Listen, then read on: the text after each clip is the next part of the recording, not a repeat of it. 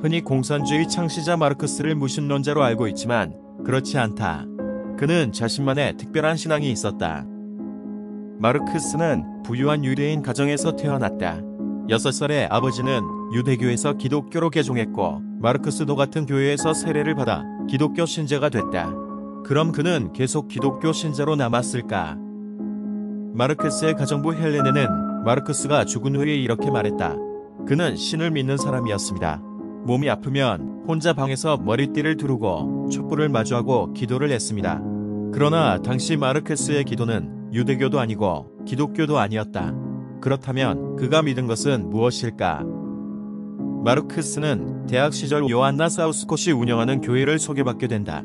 그러나 이 교회는 일반적인 교회가 아니라 사탄 루시퍼를 신봉하는 마교 교회였다. 한때 신을 격정적으로 찬양하는 글을 쓰기도 했던 마르크스는 이때부터 신을 증오하며 전혀 다른 사람으로 돌변했다. 마르크스를 연구하는 서양 학자들은 마르크스의 이런 변화는 그가 마교 신도들의 영향을 받았기 때문이라고 말한다.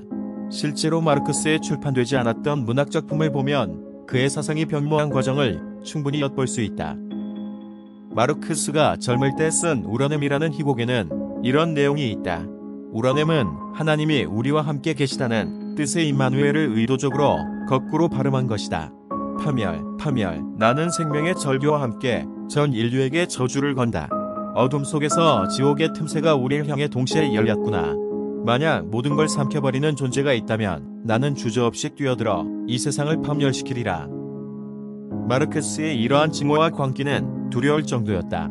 그는 시 연주자에서는 이렇게 말했다. 검은 피의 검을 당신 영혼에 정확히 꽂아놓으리. 나는 사탄으로부터 그것을 바꿔왔네. 나는 힘있고 아름다운 죽음의 행진곡을 연주한다네. 창백한 처녀라는 시에서는 나는 천국을 잃었고 지금은 지옥에 갈 수밖에 없구나라고 말했다. 또 다른 시 인간의 자존심에서는 그는 자신의 목표가 세상을 파멸시키는 것임을 공공연하게 드러냈다. 나는 경멸하는 마음으로 이 세상에 도전한다. 세계라고 하는 얼굴에 갑옷을 던져 이 거대한 난쟁이의 붕괴를 지켜보리. 나는 폐허가 된 왕국을 빠져나가 개선하리라. 나는 주물주와 동등하다고 느낀다네. 이미 악마에게 영혼을 빼앗긴 그는 1837년 아버지에게 이런 편지를 썼다. 한 시대는 이미 막을 내렸습니다. 신성한 것들이 제 몸에서 떨어지고 새로운 주가 머물렀습니다. 진정한 불안이 절 지배하고 있습니다. 그 꿈틀대는 귀신을 달릴 수 없습니다. 절 사랑하는 아버지와 함께 있기 전까지는. 아들의 심적 변화를 불안하게 여긴 마르크스의 아버지는 간곡하게 답장을 썼다. 나는 언젠가 내가 명성을 떨치고 성공을 이루기를 기대했다. 하지만 지금 너에게 명확히 말해주겠다. 그런 것들이 나를 즐겁게 할 수 없단다. 내 마음이 악마로 변하지 말아야 내가 즐거울 수 있단다. 하지만 마르크스는 이미 악마에게 통제됐으며 이후 해결에 관하여라는 시에서 거만하게 말했다. 나는 명상으로 가장 심오하고 숭고한 진리를 발견했기에 하나님처럼 위대하네. 나는 어둠으로 만든 옷을 입었다네. 그분과 마찬가지로.